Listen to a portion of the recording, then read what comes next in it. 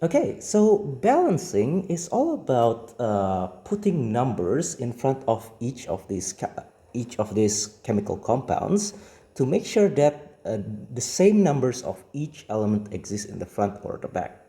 So in the left side and the right side.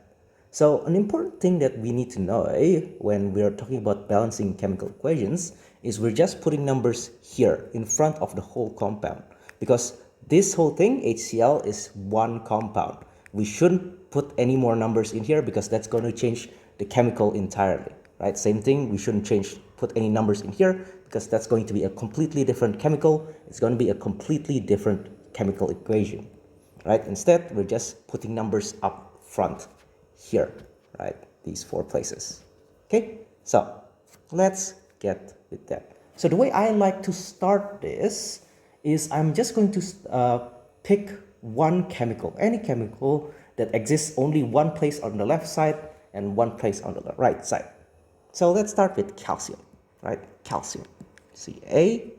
So on the left side and on the right side. So if we look at calcium, there's only one on the left side and one on the right side. So the ratio of the calcium is 1 to 1, right? We don't know if this is the correct number, but let's put it here for now.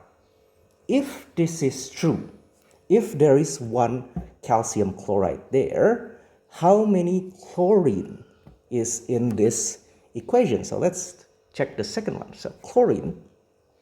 So there's going to be 2 chlorine on the whole right side, right? Because there's no chlorine in here. So if there's 2 chlorine on the right side, there should be 2 chlorine in total on the left side. So right now, our formula only gives you 1 chlorine on the left side. So the way we fix that is we need to change this to become 2, right? So if there's 2 HCl, then there's going to be 2 chlorine. Okay, so chlorine is balanced. Let's look at another thing. So now we can pick either oxygen or hydrogen.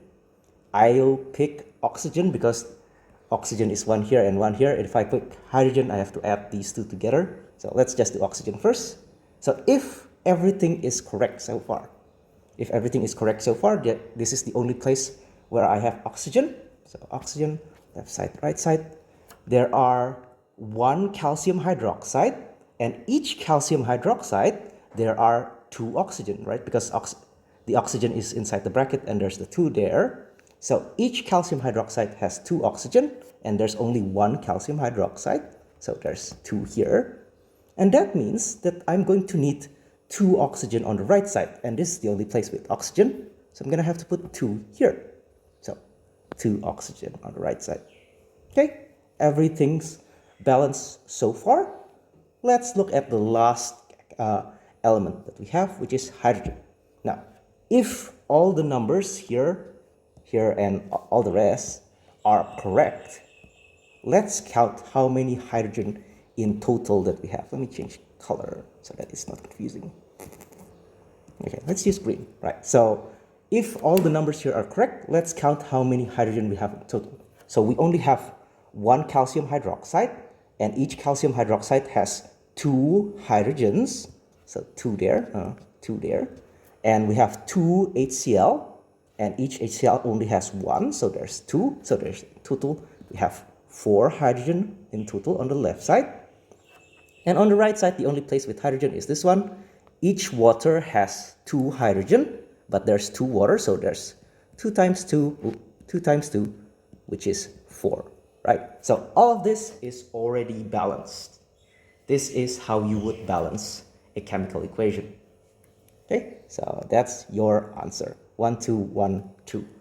Sometimes while you're doing these balancing, what you're gonna have is you're gonna have multiples of these numbers. So instead of 1, 2, 1, 2, you're gonna have 2, 4, 2, 4. So in that case, try to simplify the number to make the number as small as possible. Right? Try to think of a number that can divide all of them to try to make the number as small as possible. So for example, all of this can divide all of them by 2, so it comes back to 1, 2, 1, 2. Or maybe you get 3, 6, 3, 6. In this case, you need to simplify them. So divide everything by 3. basically try to get the numbers as small as possible. Okay, I'm gonna give you another example, right? I'm gonna give you another example. What if we have, wait, let me put some space, H3 plus Ca comes Ca3, oops, NO3 2 plus H2, let me give me some space. Boop. Okay, so yeah, so what if we have something like this? Remember what I gave you earlier, which is the ionic groups. In most cases, if you see the same ionic groups on both sides, so here you see NO3 here and NO3 here, try to keep it as just one thing. Try not to break it apart. That makes your life easier. In this case, you have an OH group, but the OH gets broken down, so yeah. Anyways, yeah. So yeah, let's just try this one again.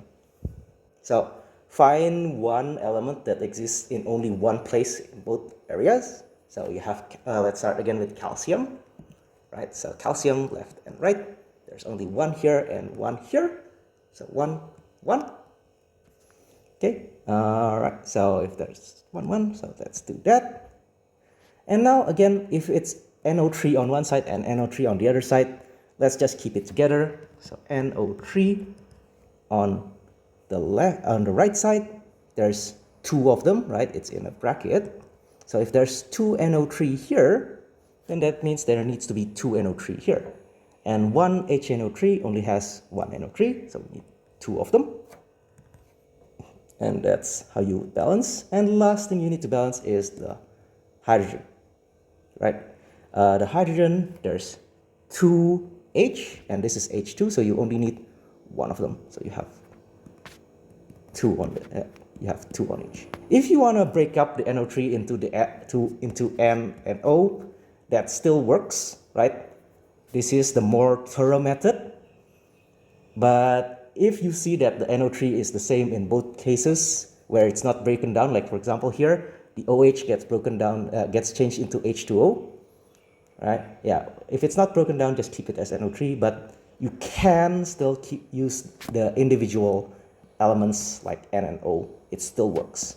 Okay, let me know if it still doesn't make sense, right? I'll give you a few more examples. And yeah, be sure to ask me again in class if it still doesn't make sense.